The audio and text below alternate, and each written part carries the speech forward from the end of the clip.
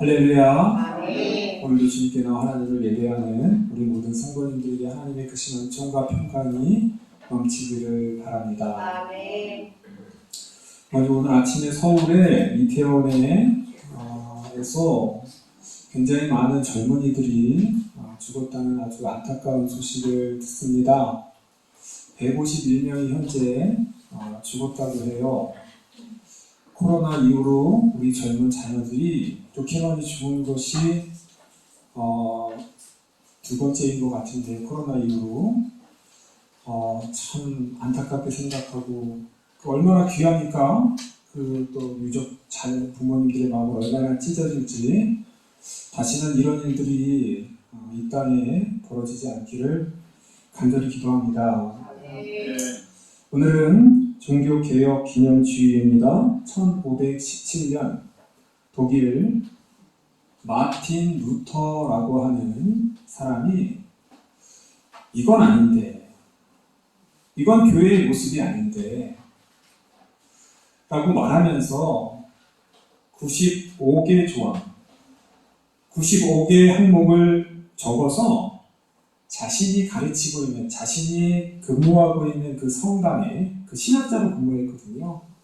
거기 문에다가 이렇게 방방문을 붙여놓은 거예요. 이것부터 시작해서 아주 엄청난 개혁의 운동이 시작되었습니다. 그 당시에 로마 교회예요. 카톨릭 교회는 너무나 큰 성당을 짓고 그 성당에 돈을 부족하니까 면제부라는 걸 만들었어요. 면제부를 이렇게 함을 갖다 놓고 성당에 오는 사람들에게, 자, 이 면제부함에다가 돈을 넣는 사람들은 여러분의 죄뿐만 아니라 여러분의 부모님, 그 천주교는 연옥이라는 데가 있습니다. 천국을 갈지 지옥을 갈지 중간 단계예요. 그 연옥에서 기다리고 있는 부모님들이 여러분들이 은하 동전을 이 헌금함에다 넣으면 땡그랑 하고 떨어지는 소리를 듣고 천국으로 올라간다.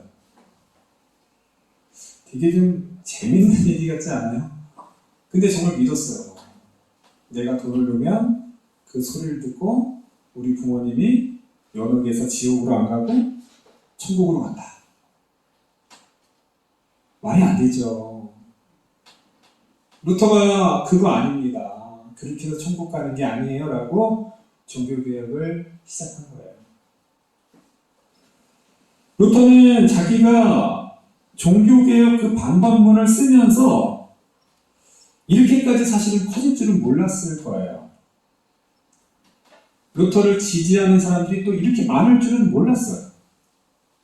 만일 대중들이, 일반 교인들이 루터를 지지해주지 않았다면 루터는 조용히 사라졌어요.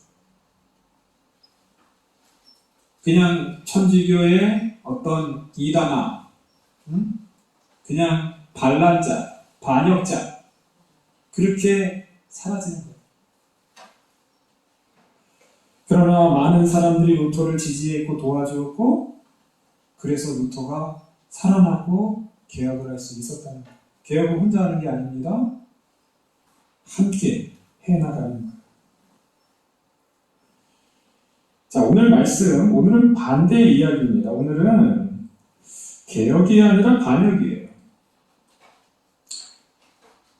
다윗이 다스리던 시대에 두 개의 반역 사건이 있습니다. 첫 번째는 그의 아들이 누구요? 압살롬. 그의 아들이 반역을 했어요. 아버지를 물리치고 내가 왕이 돼야 되겠다. 다윗의 일생 가운데 가장 힘들고 고통스러운 이 순간이 아들의 반역을 피해서 도망갈 때였어요. 압살롬은 굉장히 치밀하고 잘 하고 백성들의 마음도 잘 훔치고 잘 나가는가 싶더니 아주 중요한 순간에 아이도벨이라고 하는 천재적인 책사, 그의 말을 듣지 않고 후세의 말, 다윗을 망가뜨리려고 위장으로 왔던 후세의 말을 듣고 망한 거예요. 지난주 얘기잖아요.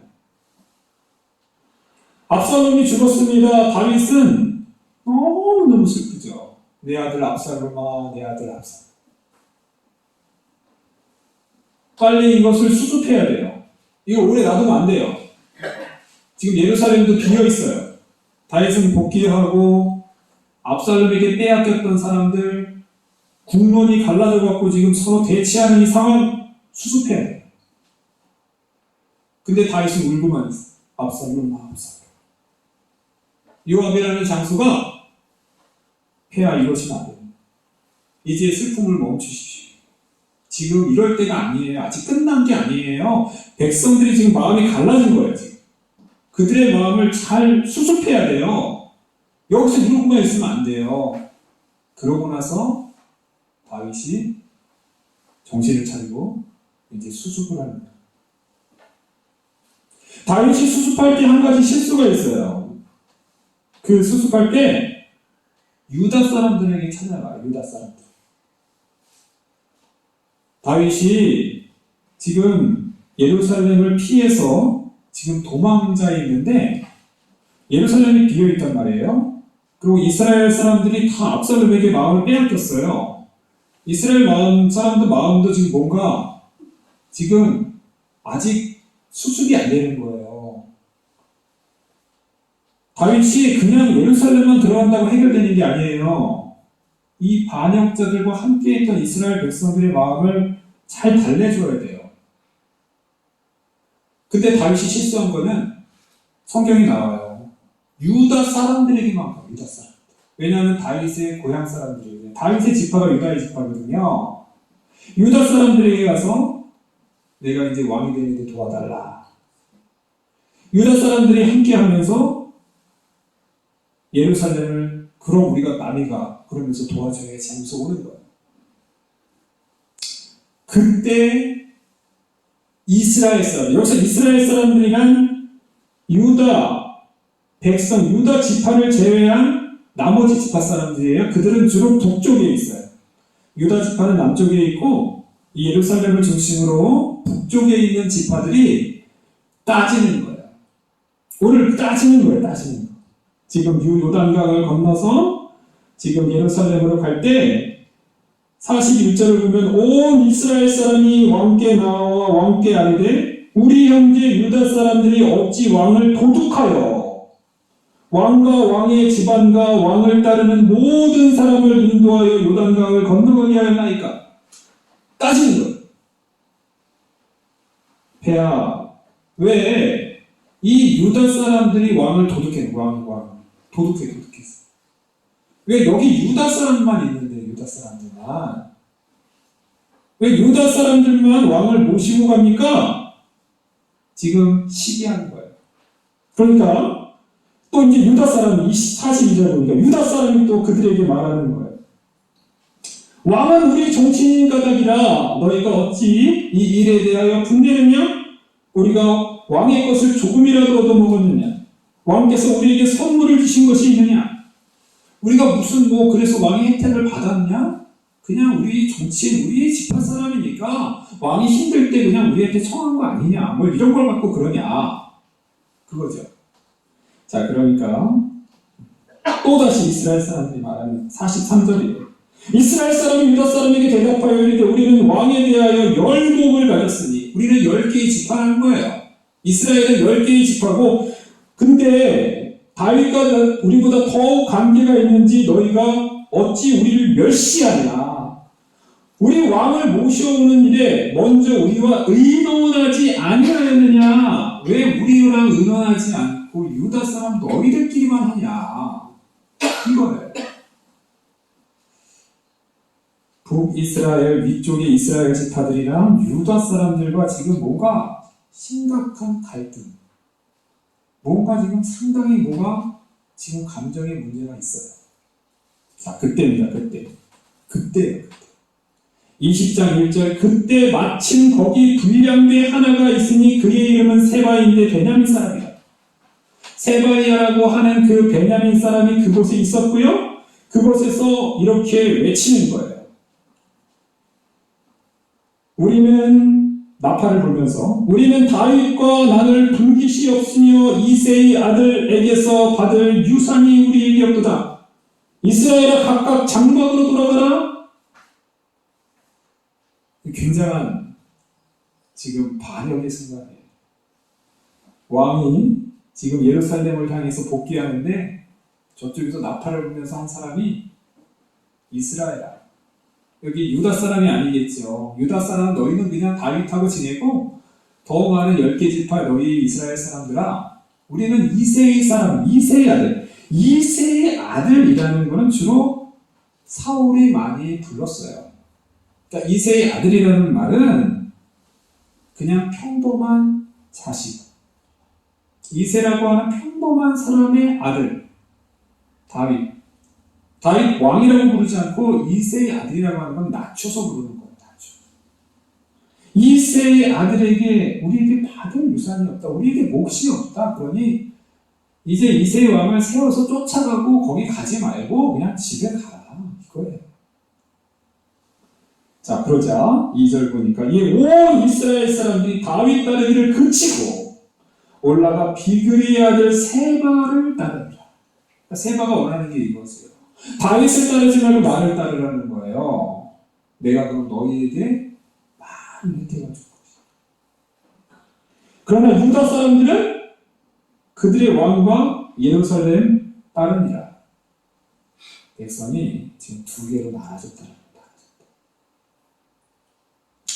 자, 오늘 말씀은 요 세바의 반역, 요 이야기인데요. 오늘 요 말씀을 통해서 우리가 두 가지의 교훈을 함께 한번 따라 나누고 싶습니다. 따라하겠습니다. 종교개혁은 늘 회개하는 마음에서 시작됩니다.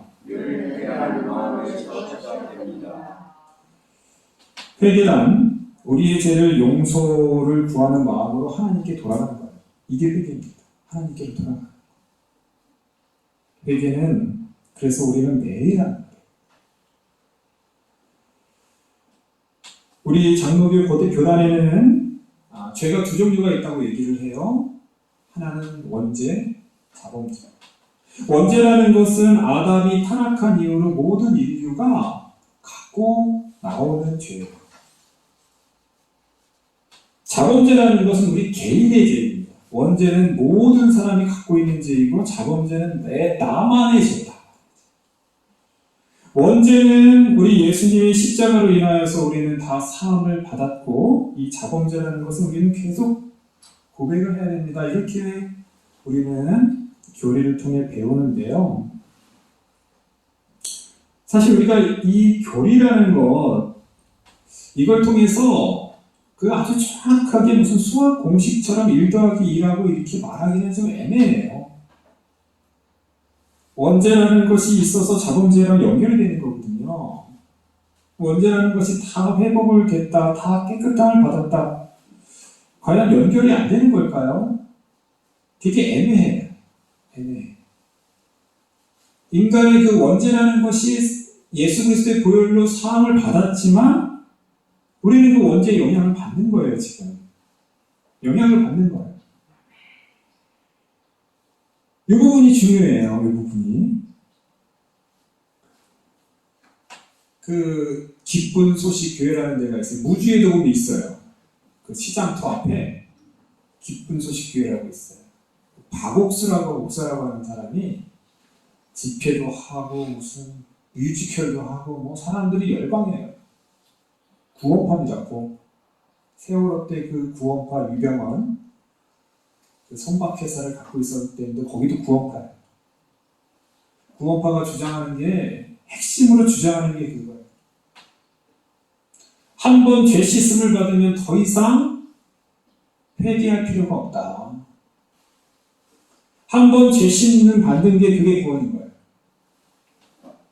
한 번 죄 씻음 받으면 더 이상 회개 기도하는 거는 예수님의 보혈, 예수님의 십자가를 의심하는 거기 때문에 회개하면 안 된다고요.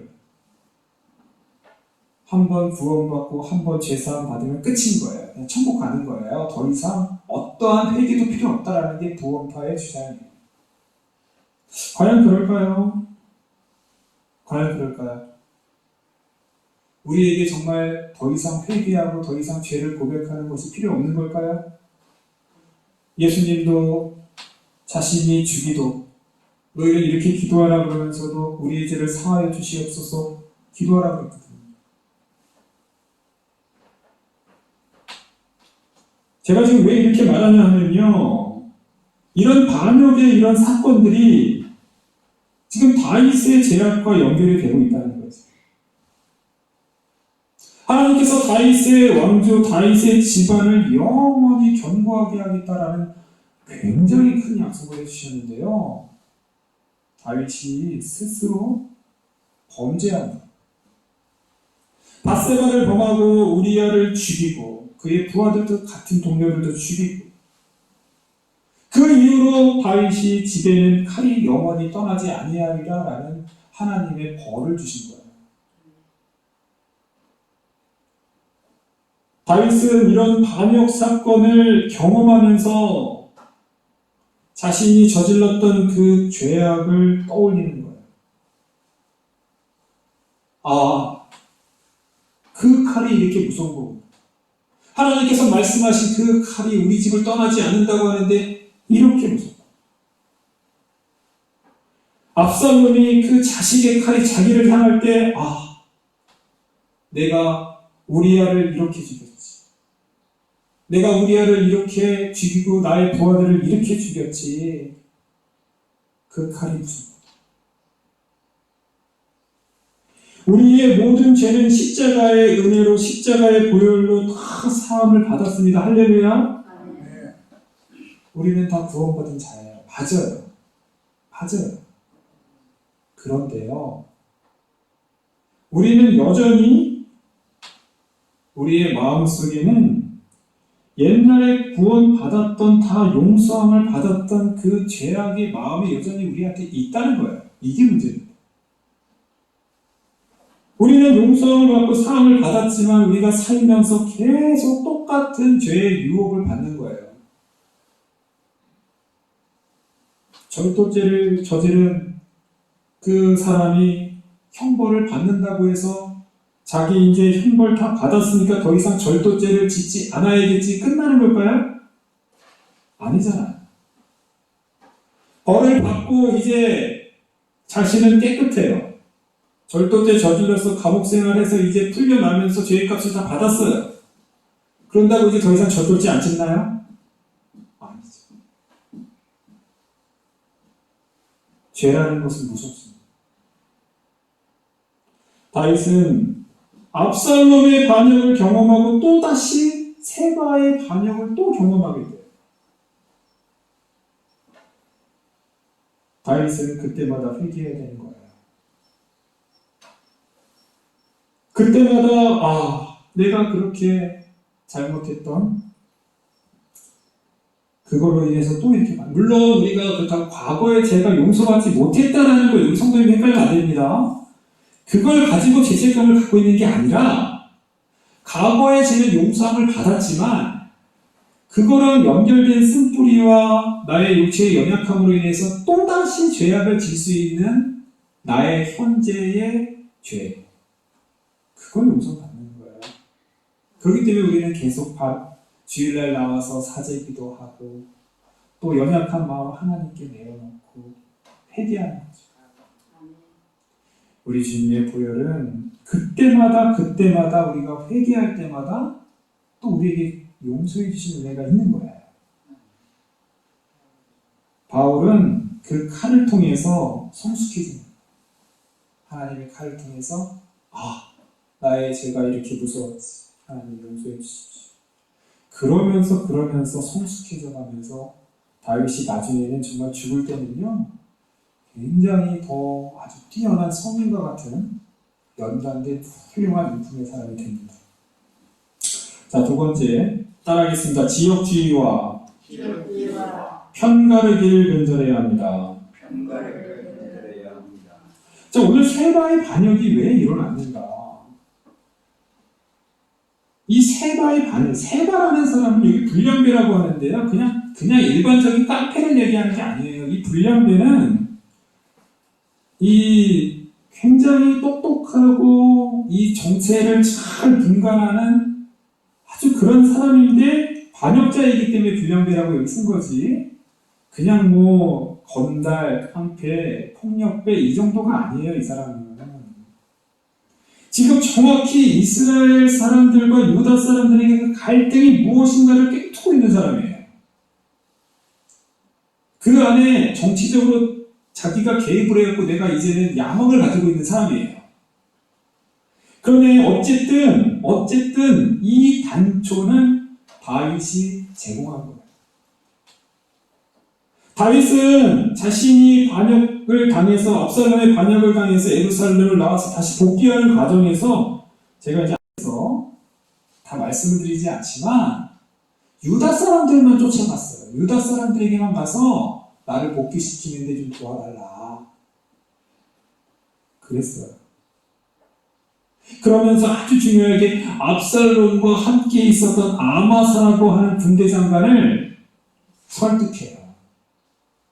그 아마사를 통해서 그 사람이 이 아마사가 다윗의 사실은 조카뻘들, 다윗의 누나였던 사람의 아들이에요.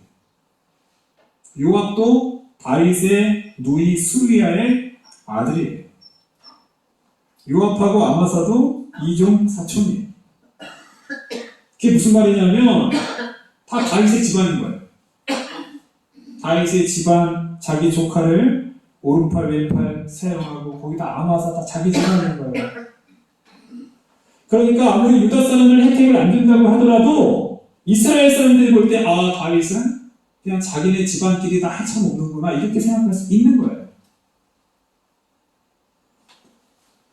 다윗은 어떻게든 이스라엘 사람들을 포용하고 어떻게 하면 그들을 더 마음을 달래주려고 더 노력했어야 되는데 유다 사람들을 다윗이 먼저 도움을 요청한 것이 잘못이야. 그러니까 지금 이스라엘 사람들이 그 섭섭한 마음 그것에 세바가 침투해서 그들에게 돌아가라. 이제 다윗 의지하지 말고 나를 따라라. 이렇게 말하는 게 반역인 거예요. 우리는 늘 이 지역주의 편가르기 조심해야 돼. 나와 맞는 사람들, 나와 친척, 나의 관련된 지역 사람들이라고 해서 봐주고 두명하고 그들만 다 편의를 주고 이러면 공동체는 갈라지고 깨져지고 없어지는 거예요. 우리나라의 이 지역주의 편가르기, 사실 조선은 이 지역주의 편가르기로 해서 망한 거예요. 당파. 그들은 함께 공동체가 잘 사는 걸 생각하지 않습니다. 오직 자기만 잘 사는 거예요. 자기 사람들, 자기 지역. 그들만 어떻게든 잘 살려고 하니까 나라가 망하든 상관없는 거죠. 여기 옆에 진안에 가면 죽도라는 곳이 죽도. 우리 성도님도 혹시 죽도 가보셨나요? 죽도. 우리 죽도 한번 꼭 가보세요. 죽도. 가까워요. 용담댐 이렇게 건너서 차로 한 30분밖에 안 걸려요. 우리 동네. 조선시대 선조 때, 우리 지난주에도 선조 얘기했는데 올해도 선조예요. 임진왜란이 발발되기 한 10여 년 전에 정여립이라고 하는 전주 출신의 아주 훌륭한, 아주 뛰어난 학자가 있었어요. 이율곡이라고 하는 그 사람에게 수학해서 아주 똑똑해. 그런데 이제 선조랑 많이 마음 잘 안 나지 않는 거예요. 그냥 내팽개치고 고향으로 돌아왔어요. 죽도에서 거기서 자기 마음에 맞는 사람들끼리 그냥 조용히 살아요. 대동계라고 하는 공동체를 만들어요. 대동계. 그 대동계가 어떤 조직이냐면 노비, 거기 뭐 양반, 뭐 그냥 다 섞여서 그냥 공동체를 사는 거예요. 만약에 노비 중에서 말을 잘 탄다, 그럼 말 타게 시키는 거예요. 이 상상이, 그 당시에는 이게 상상할 수 없는 거예요. 감히 어디 노비가 양반 앞에서 말을 타요? 활을 쏴요? 거기서 했어요. 최초로 평등하고 동등한 그런 공동체를 거기서 만들면서 살았어요. 임진왜란이 벌어나기 전에 그 외구가 침입했을 때 이 대동계 여기 사람들이 좀 싸움을 잘한다 이런 얘기를 듣고 정여립한테 도움을 요청했고 가서 정말 왜구를 무찌르는 일도 있었어요. 선조가 싫었거든요. 정여립 이 사람이 선조가 마음에 안 들어 했어요. 왜냐하면 관직을 버리고 간 것도 하여튼 마음에 안 드는데 정여립과 반대되는 동인, 서인 이렇게 나눠졌을 때 동인이라는 이 당파 사람들이 모함을 했어요. 왕을 죽이려 했다. 선조가 잘됐다 싶은 거예요. 늘 정여립이 자신은 싫었거든요. 옳은 말만 하니까. 정여립을 군대를 보냈는데 정여립이 자살을 했다고 해요. 근데 이 자살을 한 것도 정말 자살을 한 걸까 몰라요. 죽여놓고 모함을 뒤집어 쓰면 끝나잖아요. 정여립하고 관련된 사람들을 그 당시로부터 수년 동안 1000명을 죽입니다. 1000명. 기축옥사라고 하는데요. 우리 성도님들 그 당시에 1000명이라는 숫자가요. 다 지식인들이에요. 똑똑한 사람들이에요. 전라도 호남에 있는 지식인들 다 죽였다고 합니다.